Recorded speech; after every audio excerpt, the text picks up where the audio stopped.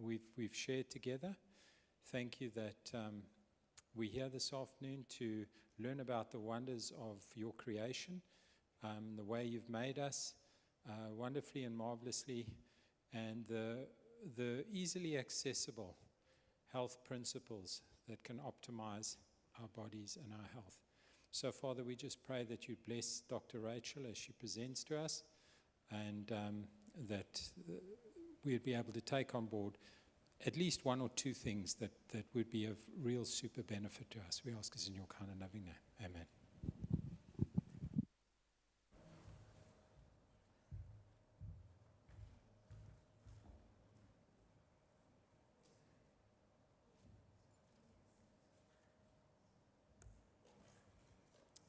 All right, good afternoon, everyone. Welcome back. Now, I'm going to be talking about mind health. But before I do, I'm going to share something a little bit about myself. Can you guess, and some of the biggest fears that people have, and I have one of them, could you possibly guess what that might be?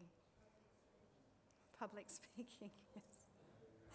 Absolutely. I think I've feared this my entire life more than anything else, and that is public speaking.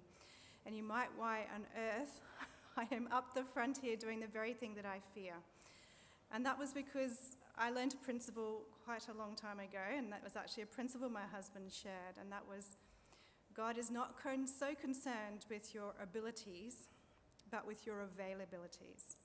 So whatever you have to share with others around you, don't be afraid to do that, because there are things that God has given you to share with others. So God has given me the ability to learn and to research and to practice in the area of health and medicine. And so I am willing to share that despite my fears. So I hope that can be a little bit of a lesson for all of you today, is that confront your fears through God's power. And that is really important. But let's have a look at this optimizing minds. So we know that obviously the whole idea of mental health and mental illness is essentially the epidemic of this century. And we've known that for a long time. About 80% of patients that visit my practice have problems related to their mental health or some sort of distress of the mind. And we're going to look at some aspects in our environment, our lifestyle, our choices that both compromise our mind health, but also what we can do to improve it. Now, we all know the saying, mind over matter, or in other words, what is happening in our mind has a direct effect on our physical well-being. Now, a wise and very inspired little lady penned these words over 100 years ago. Sickness of the mind prevails everywhere. 9/10 of the diseases from which men suffer have their foundation here. Now, research from our modern day has thoroughly confirmed these thoughts. Between 80 and 90% of visits to the emergency departments in the USA, there's no physical symptoms found. They are literally manifesting the mental distress of their mind. Roughly 80% of all visits to the doctor's offices are also related to the distress of the mind, as I have found.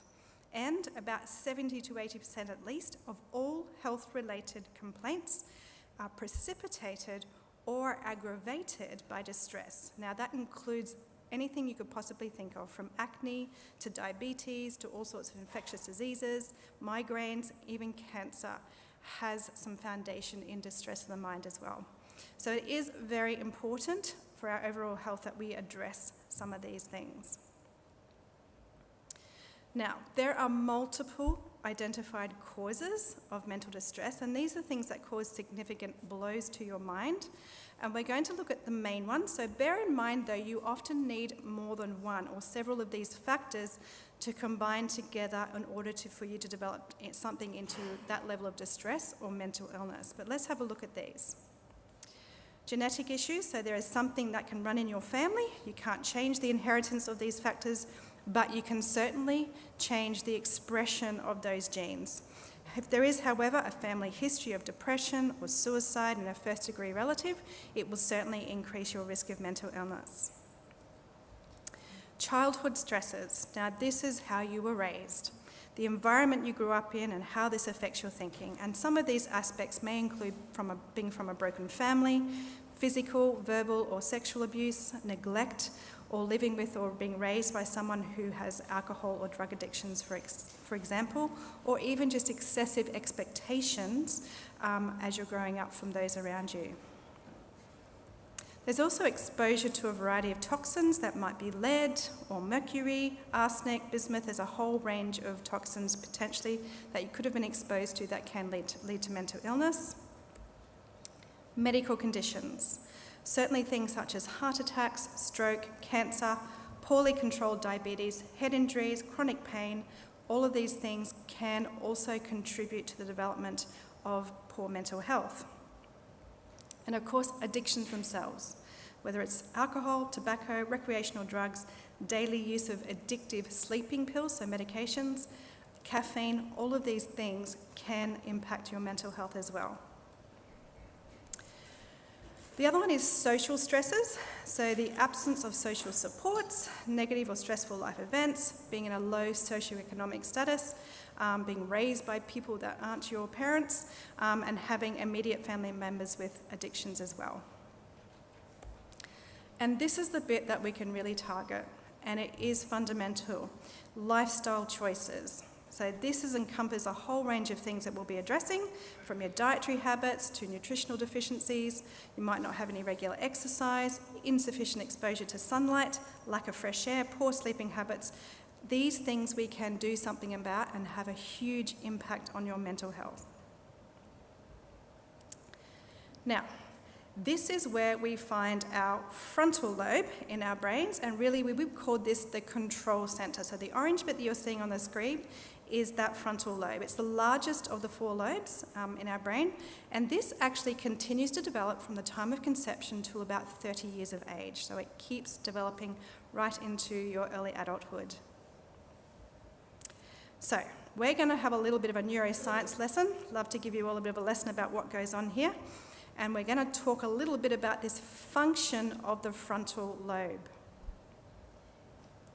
What does it do? The frontal lobe is where you find your will, your God-given right to choose. It's where you develop your morality, your spirituality, your character, your wisdom and judgment. It is where you establish your personality, expression and self-awareness. It's where you also do a lot of your complex and abstract reasoning, learning and problem solving are all performed here.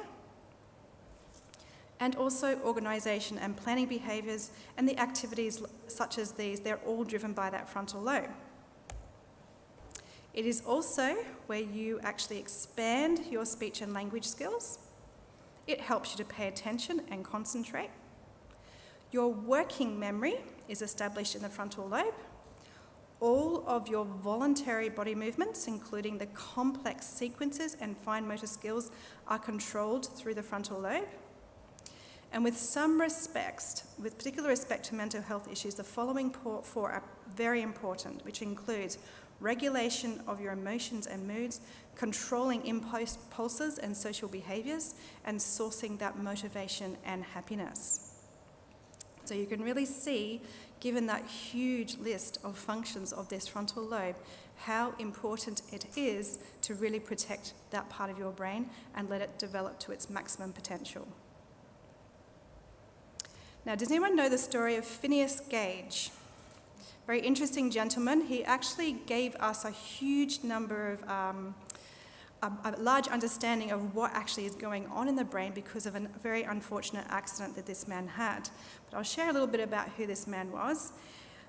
He had a terrible accident around about the mid-1800s, and in fact it was his frontal lobe that got badly damaged. But on September 13, 1848, 25-year-old Gage was working as a foreman on a crew, preparing a railroad bed near Cavendish, Vermont, and he was using an iron tamping rod to pack explosive powder into a hole.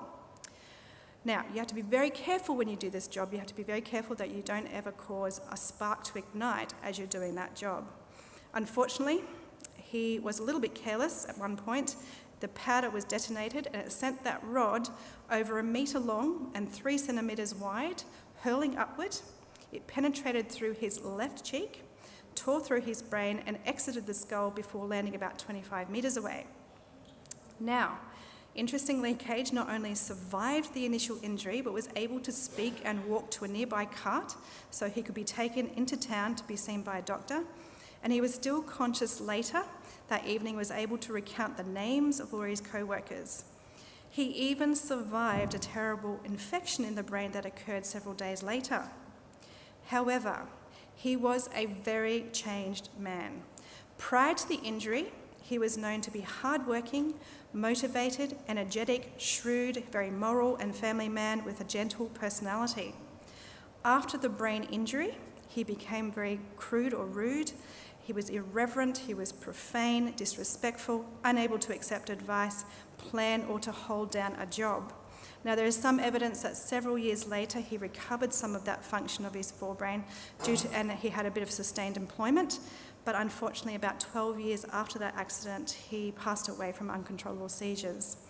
Needless to say, however, this experience left an amazing neuroscience legacy and insight into the absolute importance of that frontal lobe health. Now, let's have a look at the mental illnesses that are directly linked into that impairment in that frontal lobe. So these include depression, mania, ADHD, and obsessive compulsive disorder. There are other mental health disorders such as schizophrenia and anxiety that show impairments related to the frontal lobe as well. But in these conditions, there are other parts of the brain that also contribute, but frontal lobe certainly is playing a role in these as well.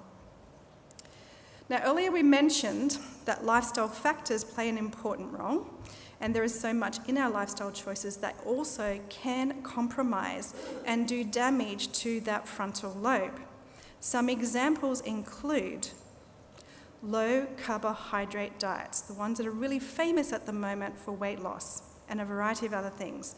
They are very, very unhelpful as our brain depends on carbohydrates almost exclusively for energy. On the other hand, it is the high processed sugars that can also inhibit frontal lobe function. So we're not talking, however, about good, complex, solid carbohydrates that we would find in whole foods. We're talking about the highly processed foods, all of your pastries and biscuits and, products made with white flours and, soft drinks, lollies. These are the things that are compromising the function of that frontal lobe. We also know that lots of meat, cheese, and foods very rich in your diet will compromise its function. Alcohol, it directly reduces the frontal lobe activity and kills off brain cells. It is a nasty brain toxin. And of course, caffeine, and I'll share some more information about that very soon. Have a look at some more of these. A media addiction, which includes gaming, social media, and all the TV, movie entertainments. Here it's the rapid sequencing that happens with changes every few seconds that really shuts down that frontal lobe activity. And that's the way people are using social media these days. A few seconds here and there. It's just rapid sequencing. Pornography causes a disconnect between the frontal lobe. Regular exposure to syncopated rhythms has also been found, which is all our modern music, will also shut down a fair bit of that function of the frontal lobe. Here's an interesting one that's often promoted to help, but in actual fact, mindfulness and Eastern meditation practices consciously will suppress the frontal lobe activity. Hypnosis. It also is impairing the frontal lobe function. Interestingly, those who already have impaired frontal lobe functioning will be more susceptible to being hypnotized. If there's a lack of regular problem-solving activities, not enough appropriate spiritual exercise, and I'm not talking here meditation or mindfulness, I'm talking things to do and to pertain with God, and acting against your conscience will also compromise your frontal lobe. Now, caffeine and the mind. I'm going to share with you a story that is based on a patient. Well, it is the story of this patient that I used to take care of many years ago. I worked in a mental health unit up in the Hunter. And this particular patient came in under our team And he had quite severe depression to the point that he was what we call catatonic. Wherever you left him, that's pretty much where he would stay. He just wouldn't even barely look after himself. He did the absolute basics. He wouldn't communicate. He wasn't able to respond to any counselling. Obviously, medications weren't working. And so he came in under our team to try and get him well enough to get back out into the community. And so after failing all the medications and the counselling, all those sorts of things, it was decided that we would do electroconvulsive therapy, ECT, where we sedate them, put some electrical currents through the brain to try and reset the brain back into something a little bit more normal for him. However, to do that, we had to give him a physical workup to make sure that he was actually physically safe to go through this procedure. And one of the first things we did was an ECG and had a look at the electrical currents in his heart. When we did that, however, we found that this young man, who was only in his early 30s, had an arrhythmia of his heart. There was an abnormal rhythm happening. So he wasn't fit to have this therapy. So we were in a bind. We had nothing to offer this man. Now, I was the most junior member of the team. And of course, they looked to me and said, see what you can find out about this patient and see what we can do. And I felt really quite put out. I thought, I'm the youngest person. What would I know about this? You guys have all the expertise. But nonetheless, I went back to basics. I went to speak to the family who obviously could give me a bit more history. One of the things I found out about was his lifestyle. So he was a businessman working a very, very stressful job, intense workload. But what he was living on was several litres of Pepsi a day.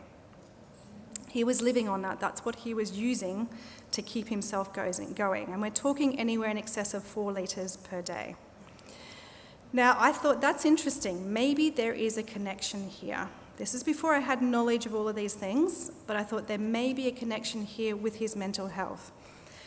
So I took it to the team and they said, absolutely not. There's no connection. This is not an issue. You know, go back to the drawing board and see what else you can find out. But I persisted. I then decided to use my abilities to research, and I downloaded article after article after article on the effects of caffeine on the mind. I then took that back to the team, and I took a bit of persuading, but they agreed to let me wean him off this drink. So I did it over a few weeks. The very first thing that actually happened, even before his mind started to settle, was that the arrhythmia of his heart resolved. His heart got better. The second thing that happened was he started to talk again. He started to interact again. He started to improve. He was coming out of his catatonic state. Within a few weeks, he was able to be discharged without obviously having ECT, but obviously undergoing counselling. I'm not sure if he was put on medication or if he was still on it. But nonetheless, one simple change to his lifestyle, it was enough to actually de-escalate the experience that he was having with very, very severe depression. So do I have something against caffeine? Absolutely, from first-hand experience and of course from research. Caffeine is a mind-altering substance, and rarely is it for the better. So we really need to have a look at some of these things. So what do we know? Caffeine has a significant effect on the blood flow through to that frontal lobe. In fact, it decreases the blood flow to the whole brain by up to 30%. The literature actually suggests that caffeine does play a very significant role in both depression and anxiety disorders, and even in schizophrenia or dissociative identity disorder, what we used to call split personality disorder, and also anorexia. Now, most of us are aware that caffeinated drinks will interfere with our sleep. This is especially the case when it's within 6 hours of our bedtime, or in the case of once I did try some caffeinated beverages to stay awake, and I stayed awake for 3 days straight. So it stops you from falling asleep quite readily, and it not only does that, but it actually worsens the sleep quality and the total amount of sleep that you get. And you will not be getting as much of the restorative, those deep stages of sleep, and that's the part that you really need to rejuvenate the body and the mind whilst you are asleep. Caffeine is very disruptive to the brain chemistry. The transmission of signals in the brain does impair your mental performance. Despite what people think, you may be more alert, but the more complex tasks are very difficult to perform. We also know that caffeine does also adversely affect your ability to cope with stress.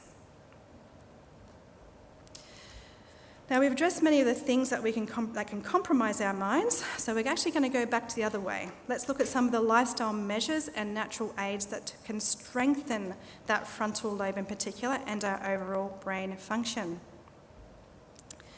Now, there's been considerable research done on spirituality and mental health over the last few decades. Harold Koenig, he has done a fair bit of work in this area in collating all this information. And this is some of the benefits that he's found from the cumulative amount of research that's been done. So we know that the spirituality will improve mental health and sense of well-being. It gives a greater sense of purpose and meaning in life. It provides hope and optimism. It improves your sense of worth. It reduces rates of depression, anxiety, suicide, and substance abuse. It increases rate of recovery from depression and strengthens social connectedness. So it's a great place to start when you're looking at improving your mental health. And I have no fear of introducing this into my practice. If someone's open to it, I can introduce this as an evidence-based method of improving your mental health. Not just a God-given one, but it's evidence-based. Now, love this verse. 2 Timothy 1 verse 7, it states that God did not give us a spirit of fear, but he is the one that can grant us power, love, and a sound mind.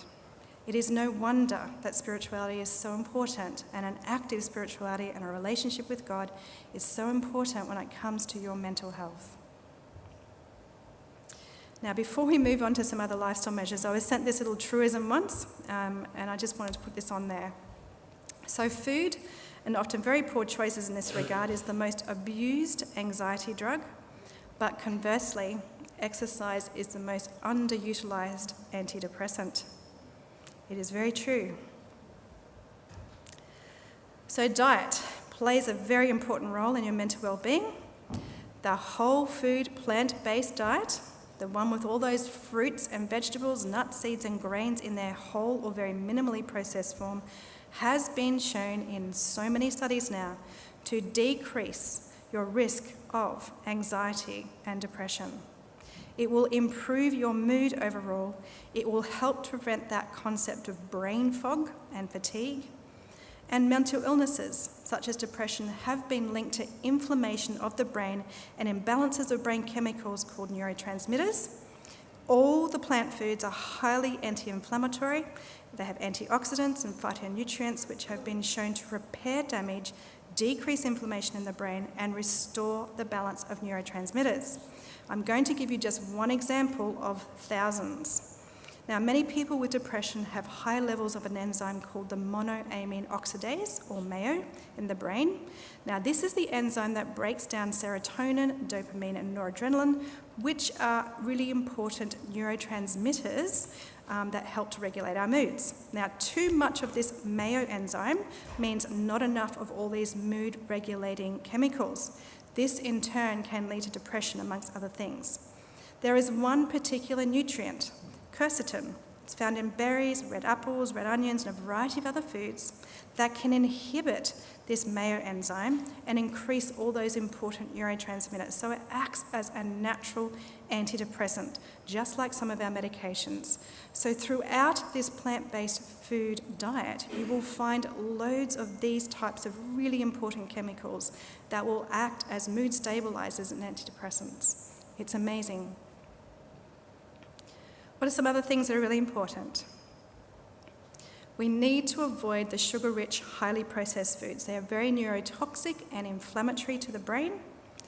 Some studies have shown there's a link between high sugar intake and obviously increased risk of depression, no surprise there. It can exacerbate feelings of anxiety and stress, and the rapid fluctuations in blood sugars can trigger the release of stress hormones, heightening that anxiety and stress. That same rapid fluctuation will also cause mood swings, irritability, and fatigue, and will really negatively impact on that mood stability and overall mental well-being. It's also been shown to relate to cognitive impairment. things such as decreased memory, poor concentration, and learning ability. Any teachers in this room will know from wealth of experience, if you've got a bunch of kids coming in from their lunch break who've been living on processed sugared foods, they're going to have this problem. The kids are going to have difficulty concentrating, learning, and retaining things. They also have very addictive properties and lead to cravings, and over time, this will contribute even more to addictive behaviours and dependencies. Now, the other thing that's really important to minimise is animal-based products. All goes along with the same story. They contain too much of a pro-inflammatory compound, such as arachidonic acid, which can upset the balance of this chemical in the brain and will adversely affect the mental health through neuroinflammatory effects. These saturated fats found in animal products will cause a reduction in the formation of new brain cells and make brain-nerve communication much more difficult. A diet high in animal protein also stops the production of the happy neurotransmitter serotonin. And all of this will lead, obviously, to influence adversely the mood and cognitive function. Now, there are specific nutrients that stand out as being particularly helpful in mind health, and we're going to have a look at some of those. The first one is tryptophan, and that can be found there in a whole range of lovely foods there, your tofu, linseed, sesame seeds, almonds, and walnuts. Now, this is a particular amino acid that is needed to make that serotonin, happy hormone, and the other important brain chemicals that we need to prevent depression. Now, I will say when you're having these types of foods with the tryptophan, put them in a meal with plenty of complex carbohydrates such as fruits and vegetables and legumes, because it will enhance the amount of tryptophan that crosses the blood-brain barrier to make that serotonin. Now, omega-3, very important anti-inflammatory brain nutrient, which has been shown to be very helpful in both depression and bipolar. And good plant sources will include, of course, the flax or linseed, the chia seeds, and the walnuts. Unfortunately, research shows that you cannot get the same benefits from the omega-3 found in seafood as the inflammatory effects of the arachidonic acid, saturated fats, and cholesterol outweigh any of the anti-inflammatory benefits of omega-3. So only plant sources will help your mental health when it comes to omega-3s. Now, magnesium, front and center of most things these days, but a central role in making serotonin as well. And it's a really wonderful, relaxing mineral.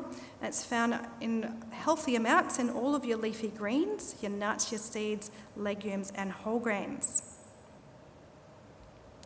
Folate. Now, a deficiency in this directly can lead to depression, but it's very, very easy to get in your plant-based diet. So all the good sources include pretty much all of your legumes, chickpeas, lentils, red kidney beans, navy beans, as well as all of your green leafy vegetables. B12, another one that is very much front and center in directly causing depression when there's low amounts of this. This you cannot get from a plant-based diet. You have to get this from animal products, or a much healthier form of this is now in the basically fortified plant foods. A lot of the milks, plant-based milks, are adding B12 in them, but also you can get this quite easily as a supplement. And if you look at some of the supplements, they're in the range of about 500 to 1,000 micrograms a day. You only need, the most you need is about 10 to 15 maximum. So I would suggest that you don't even need to use the supplements very often. A couple of times a month is more than sufficient to get the B12 that you need.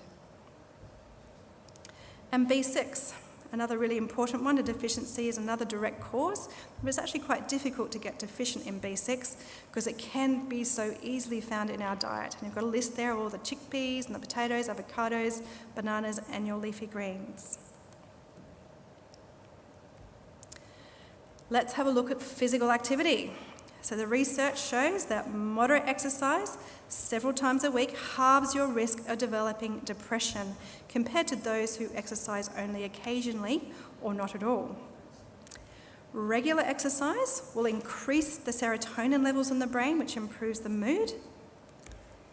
Physical activity can reduce the levels of stress hormones in the body, such as cortisol, and it also triggers the release of endorphins, which are natural mood lifters as well. It's been found to be as good as medication and better than counselling for reducing depression. And to get these benefits, you only need half an hour a day of exercise. It is not complex, a very simple way to get an antidepressant effect in your life. There are two types of exercise that work really well for mental health.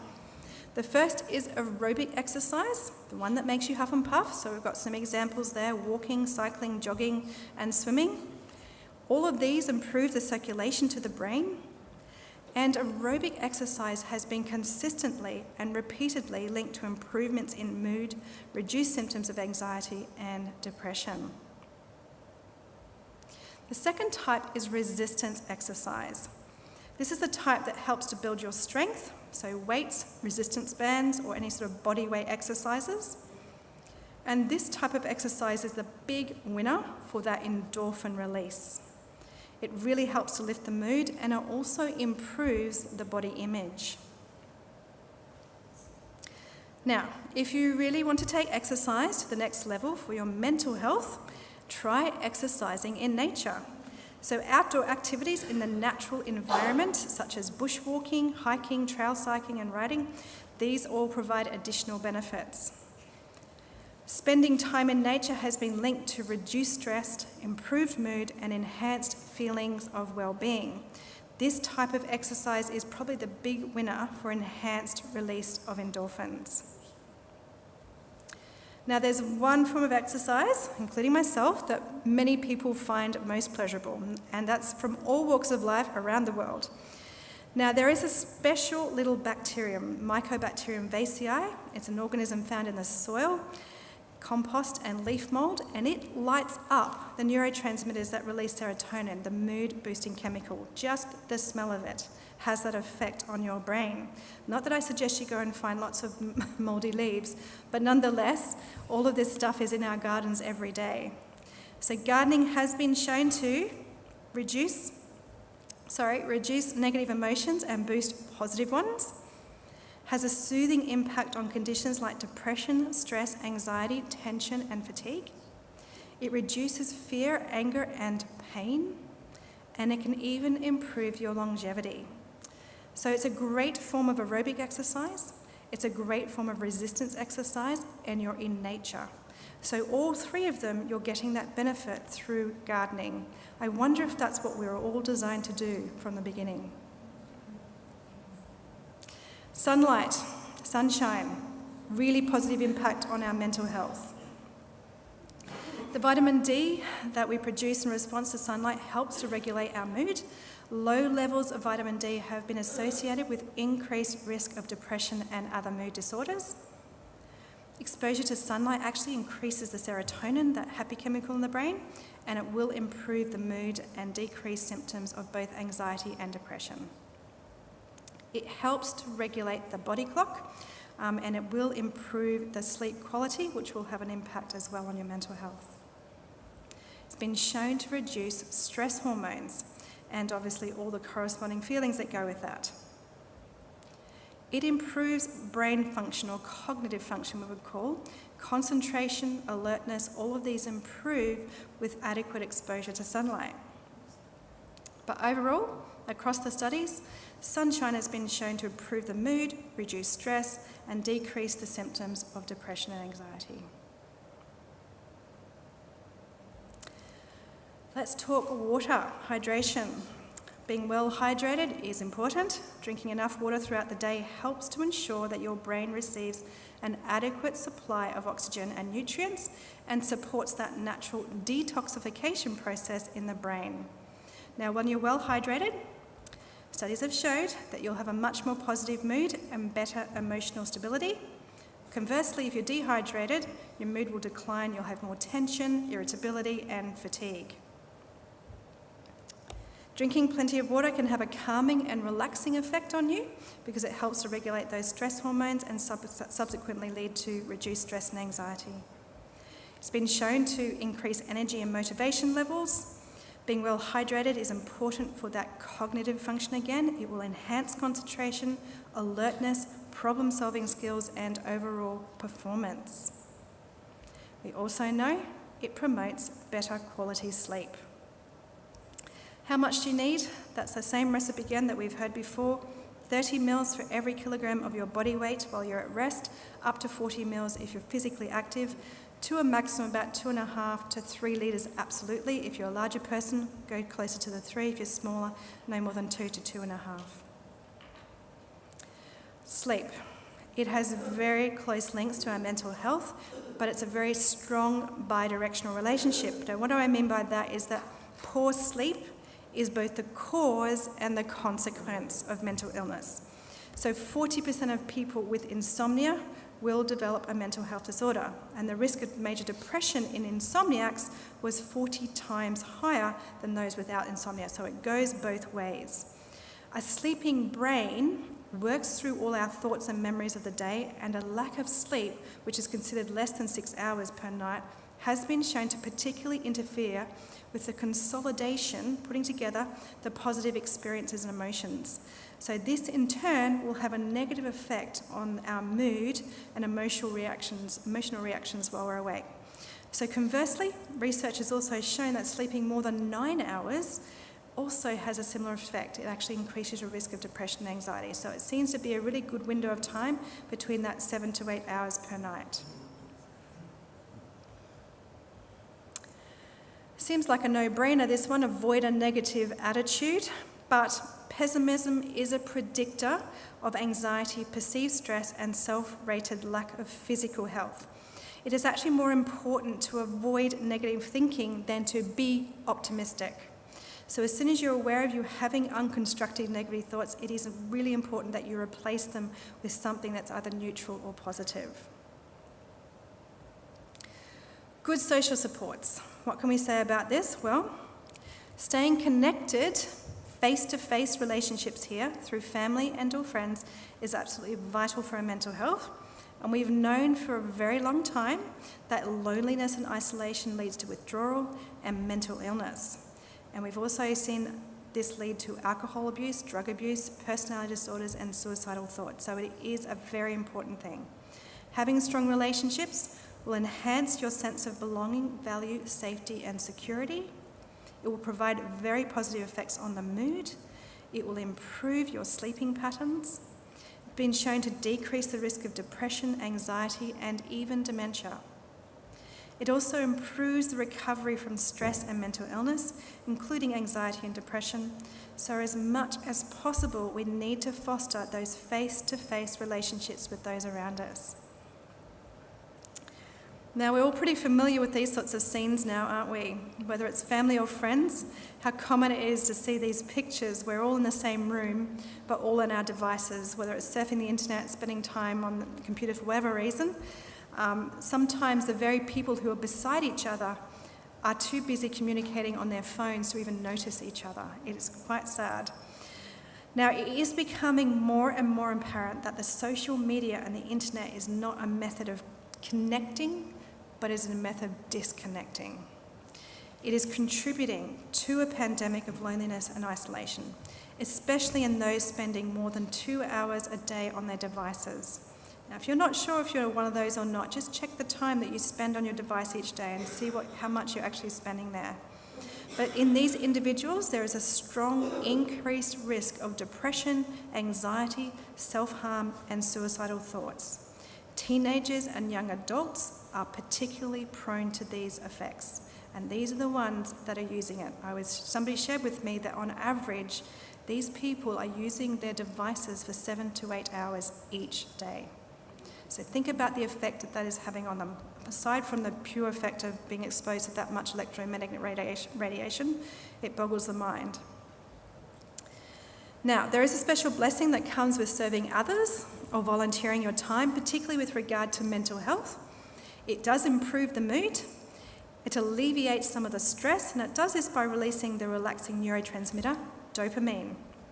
It provides added purpose and meaning to your life, and you feel valued, appreciated. And then all of this will lead to lower rates of depression and anxiety, especially for older people over the age of 65 or retirees. So this is a really important one to include in your regime to improve your mental health. Time to serve others.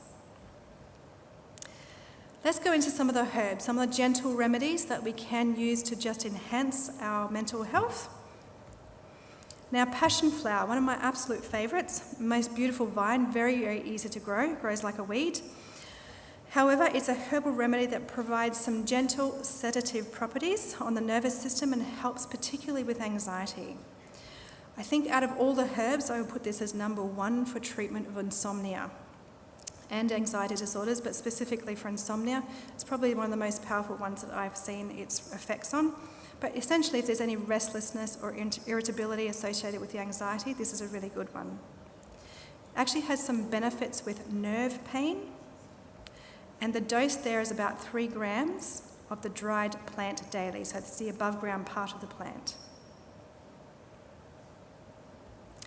Skullcap, another one that you use the above ground parts. So this is a herb that also has nice sedative or calming effects to the nervous system. It's considered to be quite good for insomnia, depression and anxiety. It's particularly helpful when there's fatigue or exhaustion. And the dose there is 3 to 6 grams of the dried above ground part of the plant daily. And you can combine these herbs as well. Now this one's been made quite famous for insomnia, even though I don't think it's probably the most powerful in that category. But it is known as a gentle tranquilizer, and it does have some calming effects. It is most helpful in treating anxiety and nervous states as well. And the dose there is 3 to 6 grams of the dried root daily. Not good to use this one with pharmaceutical sedatives or alcohol. And it does combine quite beautifully with skullcap and passion flower. I will just say from the outset, though, I haven't mentioned this, but when you're taking these herbs, you don't take them before bed as a means to get yourself to sleep. These herbs you take throughout the day as a means to try and wind down that nervous system. You want to wind down your responses of stress and anxiety. They're not sleeping pills. These are not things that are pharmaceutically driven. They're things there to essentially calm things down for you so that you can have a better day, so that you will sleep much better in the evening. So they won't put you to sleep like a sleeping pill will. Now, oats. They're actually a very old-fashioned herb. Now, I'm not talking here about the porridge that you eat for breakfast. I'm talking about the green head of the oat. And this is really helpful when there's a lot of mental exhaustion and depression. So for the really low mental states here. The dose there is about 6 grams of the dried green oats daily. And obviously you'll need to avoid this one if you have celiac disease. You can get some benefits, by the way, from eating oats. They have some much milder effects. So by all means, if you can't get the green head, eat plenty of oats. Now, Damiana is another herb that is quite restorative for your nervous system, really helpful in the setting of nervous tension, lots of stress and anxiety. It is, reputed to be an aphrodisiac, and you get about 3 to 6 grams of the dried stems and leaves daily to get the adequate dose. Now, withania or ashwagandha has a whole host of actions, much larger than the context that we're going to do here. But in the nervous system, it's considered to be a mild, nice, calming sedative. It provides some relief for stress, tension, and anxiety. I particularly find this one very useful through menopause years when there's a lot of mood instability and exhaustion. This one is very helpful. It's also been shown to help with learning and memory. And the dose is 3 to 6 grams of the dried root daily. Okay, final prescription for a healthy mind. Make sure you develop your connection with God on a daily basis. He created you so He can restore and recreate you, including your mind. Embrace that whole food plant-based diet, free of all those harmful processed sugars and animal products. Don't forget to avoid the caffeine and alcohol as well. Exercise regularly, half an hour each day. Get out into the garden as often as you can. Get a healthy dose of sunlight. Early morning sunlight's the best. Stay well hydrated. Drink at least 2 to 2.5 litres each day. Aim for 7 to 8 hours of sleep each night. Try to avoid that negative thinking and pessimism. foster strong face-to-face social supports, build that circle of friends and family, find extra meaning and purpose in your life by serving others, and you might like to try some of those gentle herbal remedies, your oats, your passion flower, skull cap withania, for example. Thank you very much.